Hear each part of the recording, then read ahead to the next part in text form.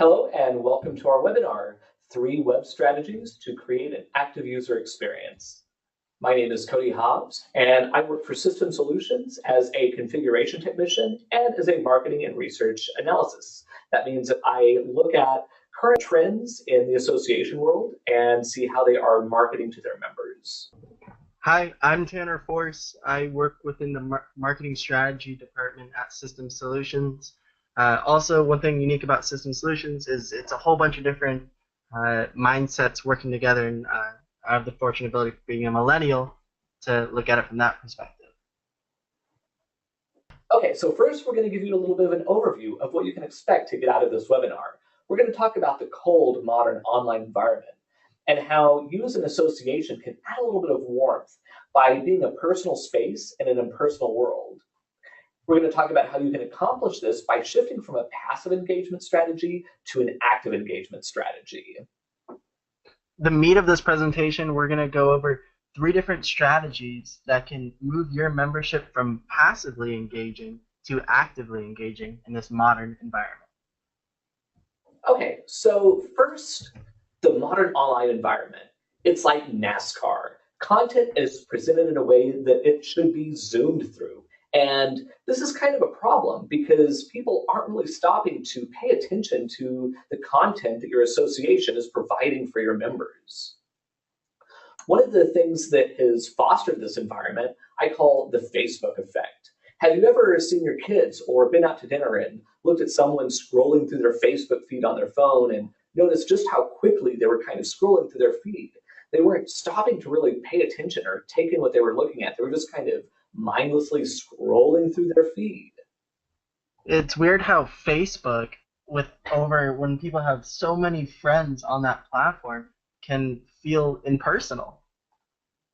Exactly. The modern technology environment can feel very impersonal. Now, I don't want to bag on technology too much. It does give us a lot of neat things. Like it gives us the ability to be independent, be in control of when and where we consume the content that we're looking at. However, this can also make us feel very isolated. One of the best ways to combat this feeling of isolation is to encourage your members to be more active. Engagement develops a sense of community within your association. That's one of the prime reasons that members join an association, to connect with other people, to learn from their experiences, and to empower them in their specific field of expertise or profession. Another way to encourage active member engagement is to identify member influencers within your association today. These members are people who are willing to go above and beyond. Sometimes just have to ask. Asking is one of the most important first steps in getting your members to be more actively engaged with your association. And I understand that that's kind of a scary concept. And there's a quote by Benjamin Franklin that I think sums this up really nicely. And it goes like this: "You don't get somebody to like you by doing them a favor. That only tends to build resentment over the fact that they are needy and you are not. No, you ask them to do you a favor." So one of the first steps that you have to take in shifting to an active engagement strategy is to ask. Always remember, you don't get what you don't ask for. I know it defies conventional wisdom, but you have to remember the law of community building is that it's a team effort.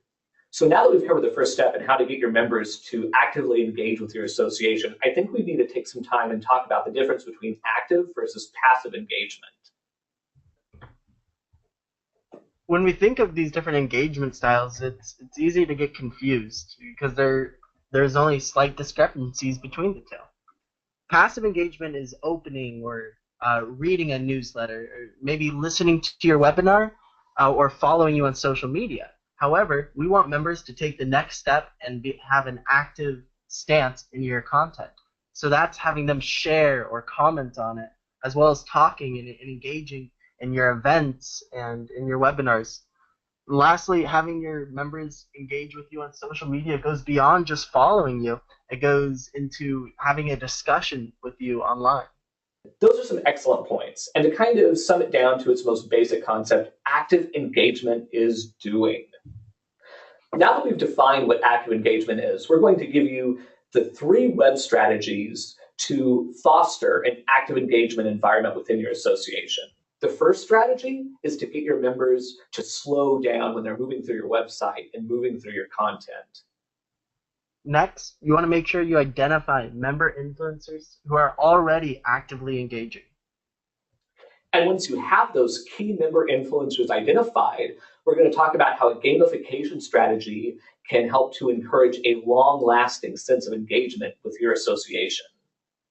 So strategy number one, how do you get your members to hit the brakes? How do you get them to get off of the NASCAR track and onto something more like a Sunday drive? How do you slow your members down?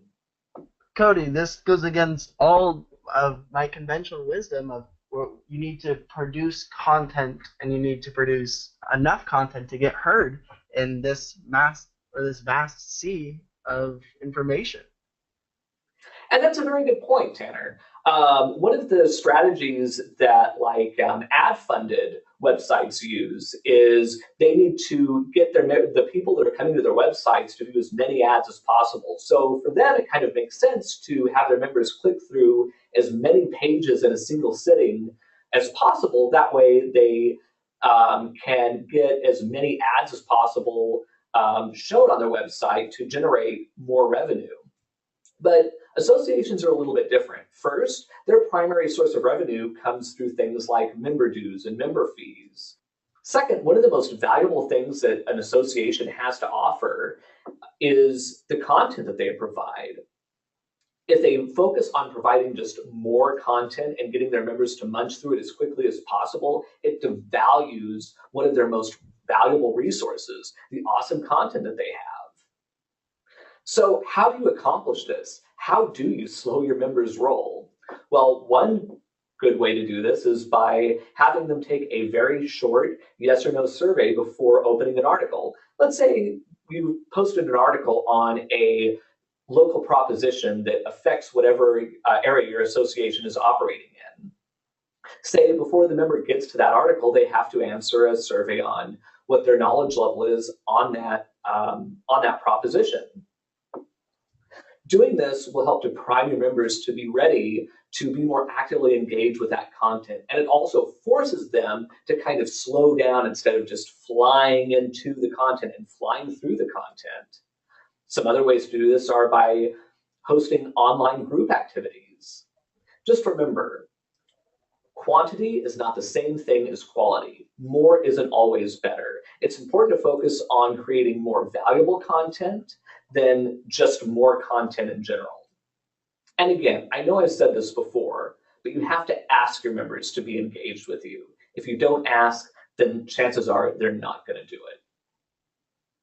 Right, Cody. The power is in your members, and you have to remember to ask. Strategy number 2 is all about identifying and utilizing your member influencers. A member influencer is a current active member that may be ready for the next level of involvement. How can you find these members? It's all about looking in the right places. So often these members will be participating in conversations in your online community or in social media, or you'll see them at events. Sometimes these members will stand out to you, but other times they won't. So as Cody said, it's important to ask for involvement. Lastly, influencers are ready to take on that responsibility to foster organic engagement throughout your community because they're already doing it and it's something that they're passionate about. It's important to provide the tools for your member influencers to be successful. Before you ask your member influencers for anything, it's important to have a plan of attack. Know what you want to accomplish before you ask. Connect your influencers to each other. Activity breeds activity, and you're going to notice when you connect or people that are already actively engaged, it just amplifies their engagement. Also, connect them to your staff to ensure that some of the best ideas from your membership and feedback is being passed on in two-way communication from your membership to your staff. Lastly, provide your members with valuable content that they can share and become thought leaders within their industry. So once you've identified your key member influencers, this is where we move on to strategy 3. And strategy 3 is all about making it fun, gamification or incentivized engagement. At its core, gamification is a tool, and it's a tool used to get your members to be actively engaged with one another. It's a useful tool because it embraces how people already use and interact with one another in the online environment. Cody, tell us the truth about gamification. I've always heard just negative things, especially as a millennial saying gamification. It's just double frowns all around.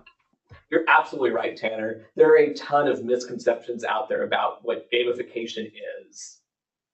I think one of the first misconceptions comes from the name itself. You might ask yourself, how can a game be used as a serious tool in a professional setting? My question to that would be, why is this term so loaded to begin with?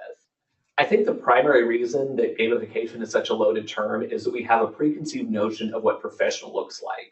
We think of a professional person as someone who dresses in a suit and tie when they come into the office. If we see someone wearing a pair of jeans and a t-shirt, we kind of think of them as a slacker. But that's starting to change, particularly with the millennials. A millennial might come into the office wearing a pair of jeans and a t-shirt, not because they want to be a slacker, but because it's more pragmatic. We're starting to take more pragmatic shifts in the way that we approach our professional life. And gamification is a pragmatic and practical tool. When you're connecting members who might live across a continent from one another and may have never met each other face to face, gamification is an excellent tool at breaking down barriers and helping foster an environment of open communication. So now that we know a little bit about what gamification is, I want to give you guys a practical look into how gamification can be utilized in the association world. One subtle example of gamification is on an ACGI affiliated webpage that allows users to gain badges for different forms of actively participating.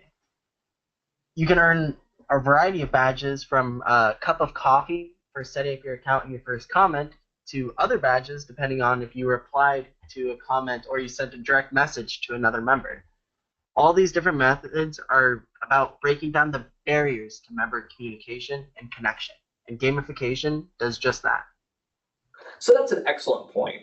And when we talk about a gamified system, it's not necessarily about the badges that people are earning, but what those badges represent and what those badges help do. When you have people who are communally earning badges together or earning badges in a shared environment, it helps to break down barriers of communication by developing a casual sense of fun between your members.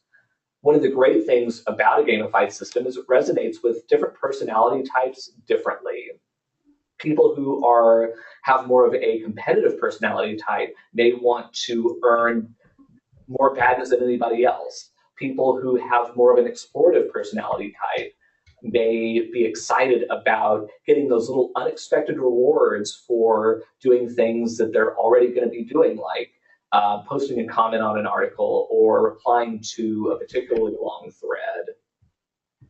People who are more of a social personality type may just enjoy the social aspect of discussing what badges other members have earned. Earning those badges are a great way for members to kind of show off to one another, and climbing to the top of the leaderboards is kind of a good way for people to self-promote, not just within the association, but within their field of expertise or their profession. The benefit for the association is it helps to foster a sense of community and engagement. And when people feel like they're a part of a community, it makes them feel like they're more loyal to that community, and it makes them more loyal to you, the association. It's also going to make people want to bring in other people who they might be colleagues with or people who are associated in that same field of expertise. In short, gamification not only helps you to retain your members, but it can also help to grow your member base as a whole. As promised, you received 3 web strategies to create an active user experience. We talked about the importance of meeting your members in the modern online environment and what it takes to set the stage for active engagement. The first strategy for doing this is slowing your members down in the way that they go through and consume the content that you provide. The second strategy, we walked you through identifying member influencers and developing them into organic leaders within your association. Once you've done those two things, our third strategy was giving you a way to create a reward system to make sure that you have a long-lasting active engagement plan. All right, well, that concludes our webinar. Thank you guys for taking the time to listen to this, and we really hope that you guys got something out of it.